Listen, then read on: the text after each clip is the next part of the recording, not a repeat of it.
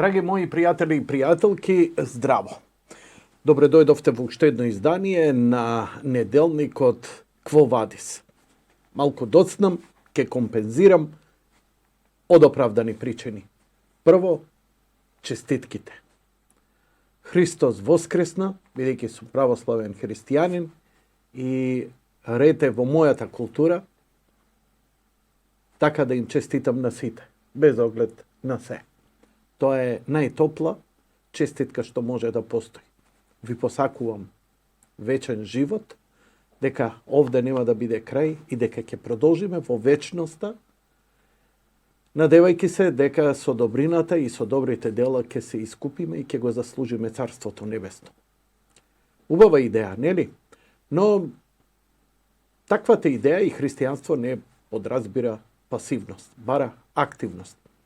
Активност не мора да значи голи на барикадите со голи гради, како познатата слика за слободата на Француската револуција.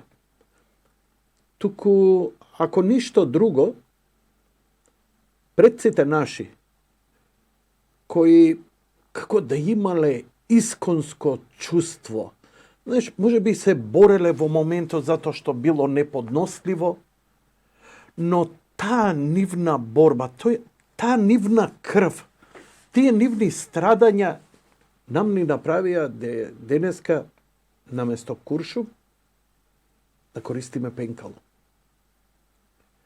И покажавте после години дека сте храбри, дека сте спремни, дека сакате да направите преврат. И она што е уште поинтересно, што македонскиот народ многу истолерира. Значи, многу предавства. Знаете што, името, историјата и така натаму, може би некако ќе им се протнеа. На сета пара, на сета поддршка што ја има, да видевме инвестиции, да видевме пат завршен, да видевме дела, да осетевме дека животот е подобар. Напротив, луѓе да се прашуваат дека во претходниот режим кој беше наводно, подобро живееле. Аман, пак ли ќе имаме? Прво сонуваме за една Југославија, кај што сме имале стварно едно големо чувство на слобода, мир, ред, па сега тоа да го бараме во претходната влада? Не, за тоа не се боревме. Знаеш, јас сакам демократија, многу ја сакам демократијата, не е совршен систем, но нема подобар од неа. Многу ми навикаат, а што ќе ни е демократија, гледаш, кој да дојде краде. И тоа е точно. Стварно. Просто и да дојде чесен човек, нема да му веруваме. Зошто да му веруваме? Па сите крадат, сите, и тој краде, и тој краде, и тој краде, и тој краде, тој дојде краде. Ама овој не крадеше. Од кај знаеш? Гледаш дека сите крадат за тој. И ние изгубивме доверба во било кого и во било се. Но се собравме затоа што до овде ни дојде на сите нас и со енормен историски резултат. И сега ми е малце дуализам. Дали ВМРО победи што беше толку добро? Или победи затоа што СДСМ беше толку лошо? Поточно, СДСМ не е само. СДСМ, кој ќе ги спомнете, тоа е СДСМ и ДУИ. Точно вина за СДСМ и за ДУИ имаат странците, има и ВМРО, има и СДСМ. Но ваква плячка, ваков грабеж, ваква толеранција на јавашлук не сме имале. Секако, тука како еден голем лајт мотив и голема порака беше првиот изборен круг на Гога, која го растури, што викаат французите, ко беба звечко. Што викаат русите, ко свиња масну поњаву. Или, ко што викаат кинезите, разбега ко бугарску скупштину. Сите очекуваа дека ќе добие опозицијата, ама дека доолку. Тоа на вистина никој не очекуваше, па ни самите они. И сега, зошто? Знаете, демократија е поинтересна кога има не доминација на една партија, туку мали партиички. Па се трват, па се јадат. И тогаш, знаеш како делува? Делува како италијански парламент. И ја го сакам многу италијанскиот парламент. Грчкиот не, тој е двопартитен, иако е со висока доза на вистинска, реална демократија. Во грчки парламент можеш да излезеш и да збориш за Македонија, за македонските работи, дека си македонец и така натаму.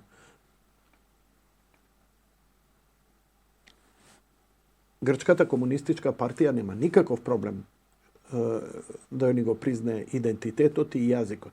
И ни ги признавал. И се. Значи, сакаме едно такво, влади да се менуваат 2 пати годишно, да паѓа една, доаѓа друга, да се карамболи и така натаму, но државата да функционира. Е таква Италија. Веќе никој не следи кој е премиер, ова Мелони, ама која влада било, кој е дошол, кој е отишол, тоа вака турбуленција. Се сеќавам дека имаше една статистика која ја читав дека Италија за 50 години сменила 54 влади. Кој правеше вака? Кој мој колега беше? Но јас ви велам, имате право да ја знаете вистината, затоа што ако не ја знаете, извини, прстот ми се фати, грч. Туку мораме малци и да се шегуваме. Мислам дека оваа победа релаксираше, малце му го врати духот на народот. Мене ми е жал што не можам да видам помали партии, затоа што некој ќе рече, абе знаеш како, помала партија во парламент, па лесно се подкупува, лесно стапуваат од една у друга страна. За помали пари. Аха, ама големите го прават тоа за многу повеќе пари. Знаете, така што нема разлика. Има разлика само бројчане, ама таа ништо и не значи, но значи одговорност. И добро е да си има свежа мисла, затоа што кога е сама власта, нема кој да и се спротистави. А кога е опозиција СДСМ, па нема легитимитет. Крадевте, лажевте, имавте 7 години, ништо не направи. Абе, ништо не направи. Ја не знам со што ќе се пофал. Влеговме во НАТО. Со што? Со оној предавнички договор. Епа, знаеш, зато и реакцијата на грците, кои кога излезе и рече дека, нели, дали се заколнувате на уставот на Северна Македонија, се заколнувам и ја дека ќе бидам председател на Македонија. Скандали, врештат, пиштат. Малку се зачудив зошто грците толку возбудени од сето ова, кога знаат и они самите дека во Преспанскиот договор изричито стои дека официјално, значи официјално обраќање, не собствено лично обраќање. Собствено лично обраќање имаме секој. Па јас, брате, ке бев, пазете, јас сум на телевизија, која е во рамките на Совет за радиодифузија, која се емитува и која подлежи на законите и уставот на Република Македонија. Ја Северна Македонија не памтам, еве сега изговарам. Ме гуши овде. Туку колку пати и си викам Македонија, Македонија, Македонија, Македонија, Македонија. Македонија, Македонија, Македонија. Јас сум македонец во Македонија. Македонија сум роден. Република Македонија. Македонија е мојата држава. Да, јас сега се наоѓам во Македонија. И никој не ми направи проблем. Зошто? Затоа што нема закон кој ќе го покрие. Еве и да сакаат да ме однесат на суд, врз основа на кој закон? Ме разбирате? Нема закон. И потоа малку расчепкав и ми се појави гостувањето на Еди Рама во Атина. Што да ви кажам, не смеам да бидам злобен. Какви да се грците, и они се луѓе, и они се христијани, тераат политика кој што тераат, ама никому не посакувам зло. Го видов митингот во салата, преполна, каде Еди Рама не се сретна со грчки државници. Не шишеше жива сила, отиде да се види со својата диаспора. Саке ми го извада това. Јанко, видете што направи. Нема везе. Сакам да кажам, беше преполно со во Грција, среде Атина, беше преполно со символи од албанското знаме, со нивните национални и националистички символи. И човек да се запраша, ало, овдека веќе почнало да врие. А грците реагираат па во стилот, види, повеќето од овие се родени во Грција, едуцирани во Грција, работат во Грција и глеј, работат против грчката држава. О, добро вече. Вака да кажам ја на бразилски. Добро вече, како сте? Што има, што правите? Први пут вие? Нека. Ке научите. Ние све ова, сите овие горки пилули ги научивме. За жал ние имавме војна, имавме ранковен. А овдека како тргнало, ке има ранковен, само без испукан куршум. Сега и албанците знаат како. Кој нас може, бевме слаби, воено и така натаму, може колку толку да рчнат, иако не победија ни една битка, но има голема подкрепа и поддршка од Западот. И овдека ќе играат многу зезната. Ќе играат локално, па избори, па притисоци, а они се прилично храбри и се джиткаат со гради напред. Грција допрва ќе си има такви проблеми, затоа што ќе мора да признава малцинства, ќе мора да признава и, богами, и покрајини. Но, ќе видиме. Во овој момент, драги мои пријатели и пријателки, се случува малку зезната работа и во Соединетите Американски држави. Секогаш ја, кога го правам ова Quo Vadis, една од најбитните работи ми е за суштината на демократијата, што се случува таму. Бидејќи Америка која ќе кивне, цел свет качува температура. Ја сакале или не, низиното влијание и натаму е најголемо. По добро, по лошо, тоа е фактот сега за сега. Доналд Трамп е на судење. Зошто клецал некоја, се извинувам на изразот, но како поинеко да ви кажам, некоја А класа дроца и за тоа што и правил, како правеле ово она, преку адвокатот негов отишол и дал парички на ти да не јадеш многу бурек. Арно ова, пошто изгледа демокративи и дале уште повеќе да јадеш бурек, и нормално жена која се занимава со најстариот бизнис на свет, нормално е дека кога тело продава, не пак ќе си продаде идеологија или морал, етика, чест и збор. Така што, да, го даде и сега го судат по 35 ставки, нешто за затајување на данок, што е многу смешно. Затоа што предолго е богат и препаметен е да знае дека во една земја како што е Америка можеш со све да се заебаваш, само не со данок. А од друга страна, а што би изапнувал? Еве да и дал пари.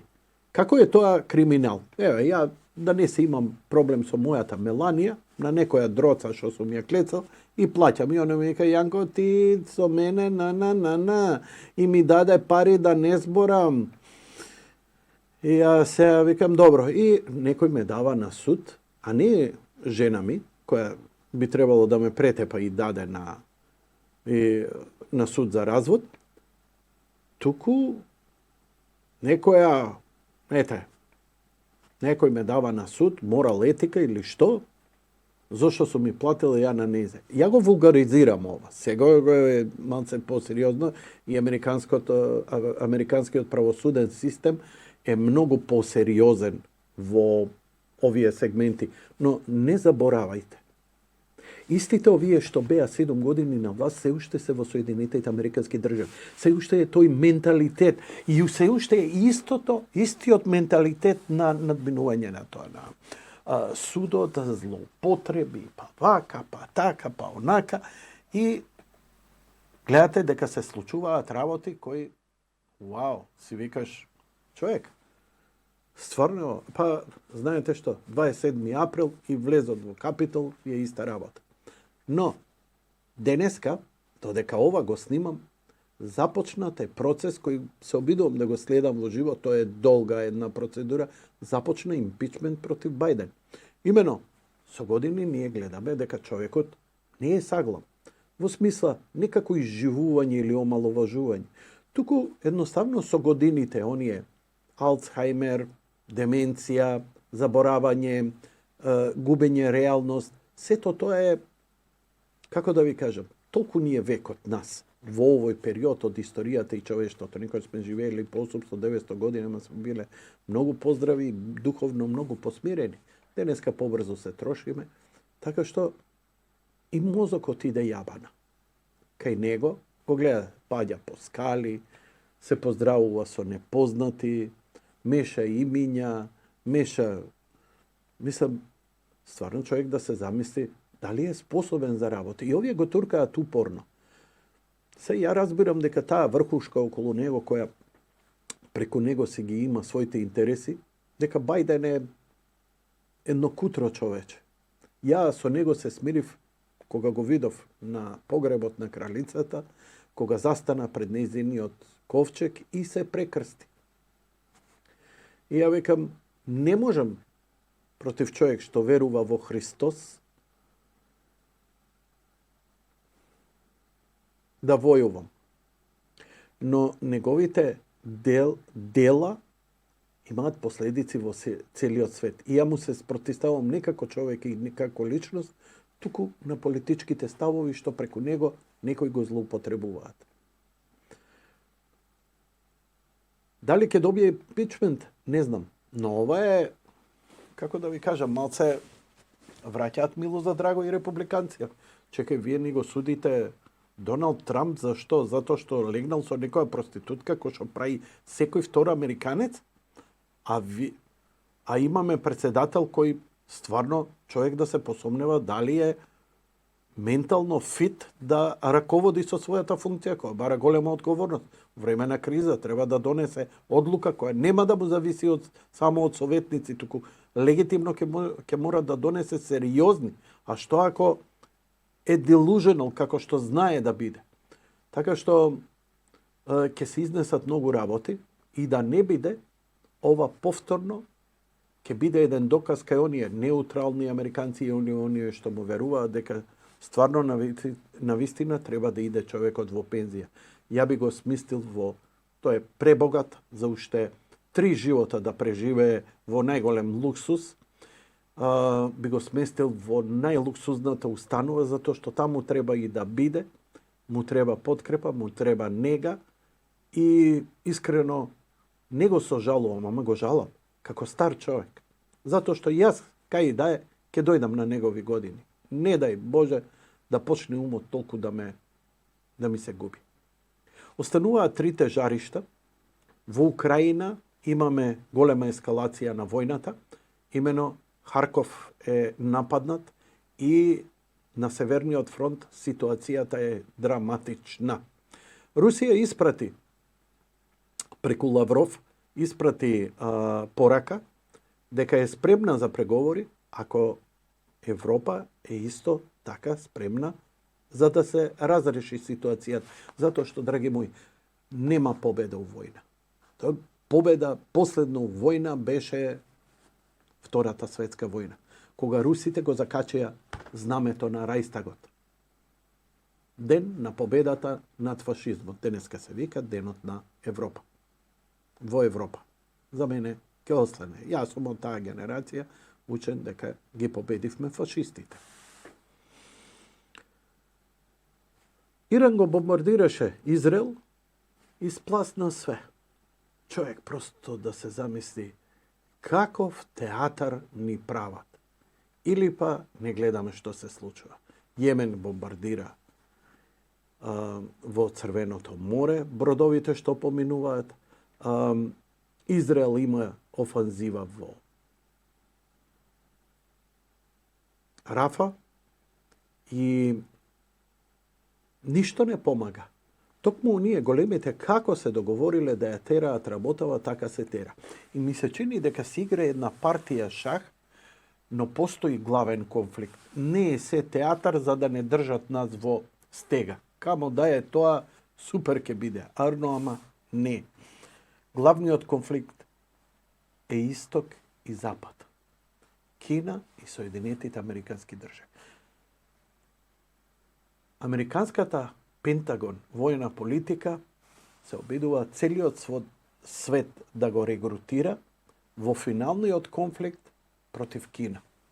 Кина ова го знае и Кина развива војна стратегија без преседан во историјата. Зошто? Затоа што кога има директен конфликт, два авиона со дваца пилоти од две земји се судираат или Кина го напаѓа Тајван, американците возвраќаат, летаат, фрчат ракети, out of control. Ако почне нуклеарно разменување на ракети, тогаш нема победник. Тогаш само има преживеана врхушка која се сокрила у подрумот, у бункерот и ќе излезе после 5-6 години, откако ние ќе ни израснат ташаци на челото.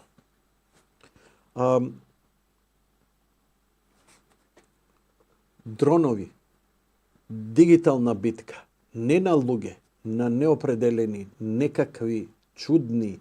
Значи, ми се чини дека американците се свесни дека не може да ја поразат Кина и мислам дека ќе играат на долга карта на висока тензија за да ја држат технолошки да заостанува. А тоа е просто неверојатно. Еве, не морам да идам во високата технологија, но во она што го видов денеска, изградиле кинезите, имале, они сметаат дека Санторини е едно од најубавите места на светот. Но Санторини има колку? 2-3 капацитет. Не може, значи тоа со години наназад се резервираат таму места за некое пристојно. Изградиле цело Санторини. Тоа го прави, например, Лас Вегас, пирамиди, Ајфелова кула и така натаму и така натаму. Ама тоа е киндергарден наспрема ова што го прават кинезиве. Неверојатно е тоа како технолошки, но таа инфраструктура на долги патеки ќе ги те. И они знаат дека ако тргнат агресивно, ќе предизвикаат светска реакција, дека пропагандата е генерално во рацете на американците, нели? И на NGO-та, Сорос и длабоката држава, и затоа играат попаметно. Конфликтите ќе бидат скоро невидливи. Ама летало, што е летало? Па 1500 дронови. Па може дронови, пукалец, измишљате, ваму таму. Кинезот нема да лаже, ама кинезот кога ќе тргне нема застанување. Само да ви кажам една ситница, пред да се поздравам со вас, не треба да се грижите. Ова е Blade Runner политика, значи трчање по рап на оштрица на мечот. Знаеш, она по жилет кога трчаш. Ни да се исечеш, ни да паднеш лево, а ни да паднеш десно.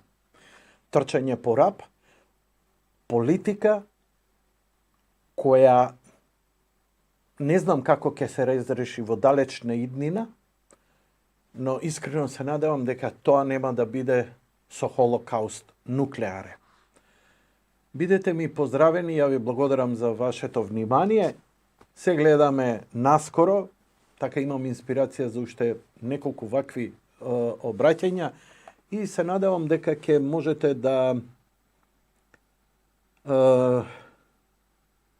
од овие работи што ве насочувам чисто да можете и вие да трагате, а затоа што денеска главната финта е во се е да бидеш информиран. Благодарејќи на вештачката интелигенција, јас добро ги познавам неколку јазици, најдобро англискиот јазик, можам слободно да читам, но уште подобро ми е кога читам на мајчин јазик, за да немам транслейшн во глава и така натаму погрешно. А вештачката интелигенција денеска тоа го прави изворедно добро, така што се што можете преку Google можете да го преведете и да многу точно разберете. Многу е прецизен преводот, не е како порано смешки, сега е многу сериозен. И тоа покажува дека главниот развој, пазете, главното оружје на идната војна нема да бидат ни дронови, ни атомско оружје, туку ќе биде вештачката интелигенција. За ова сакам да ви зборам, зошто е толку голема трката за вештачка интелигенција. Уште не ви клика? Уште мислите дека е тоа за аутопилоти? Уште мислите дека е тоа само за consumer products? Не. Ова, замислите на некој да сте му објаснувале за интернет во 1950 година. Слуша, разбира, ама ништо не сваќа. Исто денеска сме ние. Уште не знаеме што е вештачка интелигенција и што од неа ќе произлезе. Ова е единствена Македонија, драги мои. Благодарам што бевте со мене. Се гледаме идната недела. Кво вадис?